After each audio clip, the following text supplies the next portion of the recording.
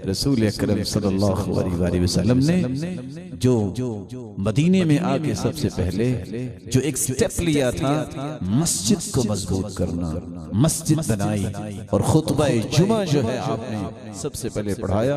अपना घर नहीं बनाया। जब तक आप दीनी तौर पे, उसूली तौर पे मजबूत नहीं होते, आप बिल्डिंग्स की बिल्डिंग बना ले।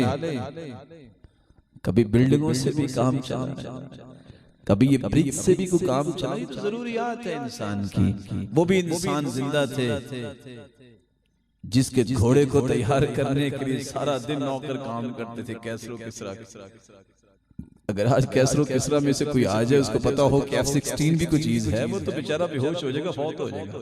अच्छा, मैं तो बहुत बड़ा बात हूँ। ये तो हर बंदा ही जो जहाज पे बैठा हुआ है और जा रहा है, अगर उनको पता चल जाए कि सारा दिन वो मोर के पंख लेके हवा देते थे, ये बात से सलामत है, तो ये आराम से अपने हाथ से एक छोटा सा बटन दबाते हैं और एसी ऑन हो जाता है।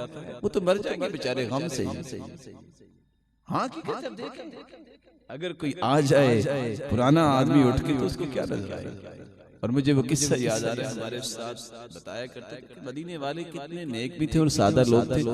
जब पहले पहल जो है गाड़ी मदीना में आई, तो कहने लगे कि हमारे बाप ने बताया, तो मेहमान नवाज थे ना, तो जो ही गाड़ी आई तो उन्होंने समझा कि शायद ये भी कोई जानवर होगा, जल्दी से उसके सामने ला के चारा रख। वो गाड़ी तो नहीं खा सकता, तो एक बोल के कहता है, अदन वल्लाह साइम, लगता है कि ये रोजेदार है, शाम को खिलाएंगे। ये ततव्वुर है और कुरान ने इसकी गवाही दी है। वयख्लुकु मा ला तअलमून, अल्लाह फरमाते हैं, वल खैला वल बिगाला वल हमीरा लितरकबूहा वज़ीना वयख्लुकु मा ला तअलमून। अल्लाह ने घोड़े बनाए, खच्चर बनाए, गधे बनाए, किस पर्पस के लिए?